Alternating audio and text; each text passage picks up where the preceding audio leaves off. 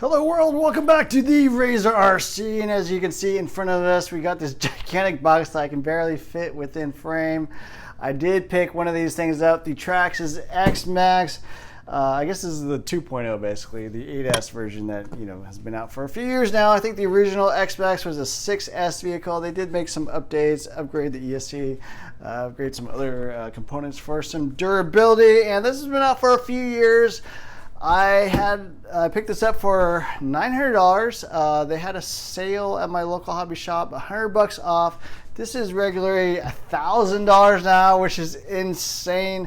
If you haven't been paying attention, yes, prices on all RC cars have been going up the last month or two, including Traxxas, Horizon Hobby, Armor, all those popular brands. And the X-Maxx, again, went up $100 to $1,000. So $100 off that basically brings it down to what it used to sell for, which was $900. I think originally it sold for like $800 or $850 like years ago, but things have been going up in price. So I was happy to actually pick this up for at least $900 and not pay an insane amount, which would be $1,000. So we're just looking at the box real quick. We're going to be doing a little unboxing here. It says it is 50 miles per hour. I don't know if you can read that there. 8S capable, 8S ESC. I don't see a whole lot else on this box. We're just going to do a little unboxing here, I guess, because I don't really see a whole lot else on this. Maybe here on the bottom, 30 volts of extreme power. I think it says it's like 50 miles per hour plus. I don't know if that's really true. That seems kind of high. Heavy duty drivetrain, max duty drivetrain. Yes, this does have a pretty beefy drivetrain, which is one of the pluses of this thing. Center differential, fan cooled motor, a wheelie bar. It is a 4-wheel drive monster truck. You can see the 8S ESC there. Massive amounts of gears on the differentials. These things are very beefy, including fans, wheelie bar, all that kind of stuff. Self-riding feature. This is an RTR, although you will have to provide your own batteries and charger, of course, but it does come with a radio, all electronics. Some other pictures here. You can see actually the size of a Stampede. I have a Stampede, a Haas, a Max, and then now the X-Maxx. So I guess I got the full series of monster trucks from small to big. Super excited about that. So also the GTX aluminum shocks, that is really nice. What else is there? Yeah, so I do have a Max, which is one of my favorite bashers. X-Maxx came out first, and they are pretty much sort of a big brother, little brother type thing going on. The Max is definitely very similar to the X-Maxx in terms of overall design. So let's take a look inside the box. The beast is loose. As you can see, I opted for the red version. It's kind of a red and blue and black body color. It comes in 4 different colors. I thought this was the best looking. I'm a little partial to red vehicles, if you hadn't noticed already. Other things that come in the box, of course, the TQI radio, which comes on every single Traxxas except for the very low-end ones come with the regular TQ radio. You do want the TQI radio. It does have some additional features like dual rate and endpoint adjustment that the TQ radio does not have.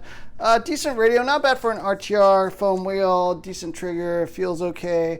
4 AA's, 2.4 gigahertz. If you get this Traxxas Link thing, it does open up a whole lot more options that are easily accessible. You can get most of the stuff through sort of this LED programming system with these 2 buttons up top, but it is kind of annoying. I do think it's worth spending the $35 or so to get the Traxxas Link radio. But the other cool thing about this radio is you can bind up a bunch of different models to one radio. So I already have one that I use for all my Traxxas vehicles, and I'll just bind up the X-Maxx, and that should work right away. Other stuff that comes in the box looks like some battery foams, a little wheel wrench, I guess, wheel nut wrench. Some battery straps for different size batteries, a couple basic hex tools maybe. Oh yeah, even one sort of long one there. Adjustments, manual, stickers, and yeah, that's pretty much it for what comes in the box. And here's the vehicle itself. Honestly, I've never really looked at an X-Maxx super up close. I haven't owned one of these before. This is my first time getting one of these bad boys. large wheels, as you can see. Looks like 17mm hex nuts, so they don't use the, what is it, the 24 or whatever that the Creighton and Outcast use. So I also have an Outcast 8S EXB. That was my first large-scale vehicle. This will be my second, and yeah, super excited about this. I think size-wise they call this 1/6 scale. Someone let me know. I don't think it's a full 1/5 scale. It is large, but not like as big as, say, a DBXLE. Here's the body with the integrated roll cage, sort of the quick release system that they use in all their newer vehicles. So I think the X-Maxx was the first vehicle to use kind of this quick release system. The body does tend to fall off a little bit when you crash hard, but there are no body clips. So overall it is a little more convenient, although it is more difficult to find bodies that fit because this is sort of a specialized shell. So we'll take that off.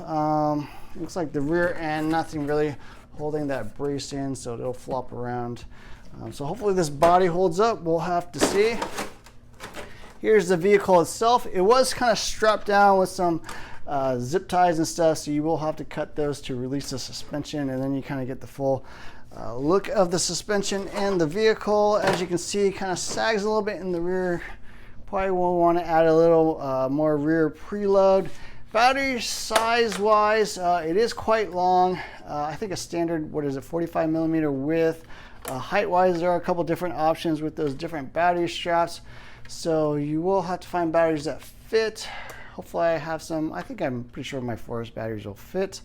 Here's the VXL 8S ESC, the Valenian motor. I'm not sure on the size of the can, but center mounted electronics, motor, ESC, receiver box, and servo. So it does use a special X-Maxx size servo, interchangeable with the regular Max. So I do have a regular Max, and so yeah, a lot of the sort of architecture or design of the Max comes from the X-Maxx. You can definitely see a family resemblance there. The integrated shock towers, aluminum GTX shocks. I guess they call them GTX instead of GTR, maybe because they're bigger. Plastic shock caps, adjustable preload spacers.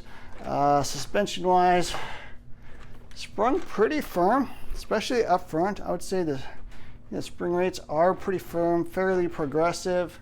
I'm sorry, fairly linear actually. So the more coils you have on a spring, the more linear it is. These are very linear looking springs. Nice heavy duty bumper up top. I believe working on this thing is pretty much similar to the Max. And everything's kind of accessible from the bottom. Looks like you just take off these bottom trays, bottom covers, and you can get at the center, rear, and front differentials. Arms look symmetrical, front and rear.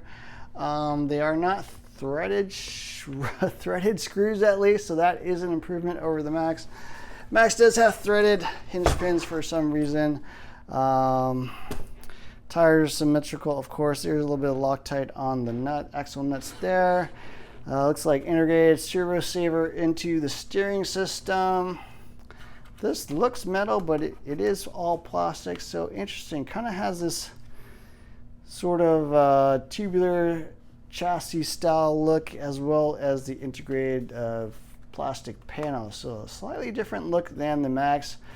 They do have captured hinge pins here, front and rear, so a couple of little screws that hold in some steel chrome plated hinge pins. Dual battery, of course, which is different than the Max. The Max uses a single battery.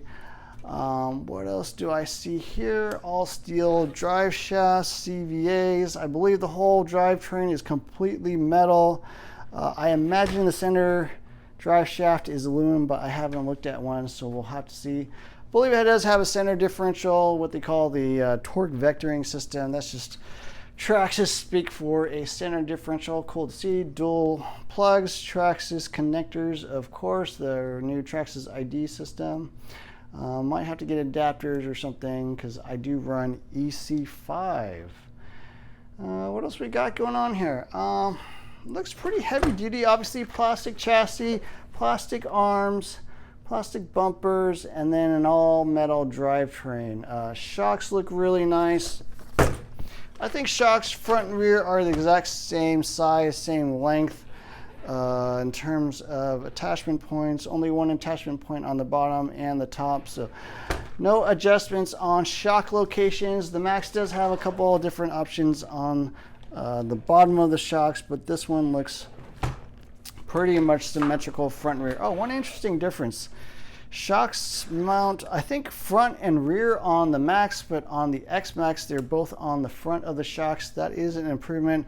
On the rear end, rear motor, you really don't need shocks on the back of the arms, so that is a little bit of an improvement over the Max. They do use front-mounted shocks.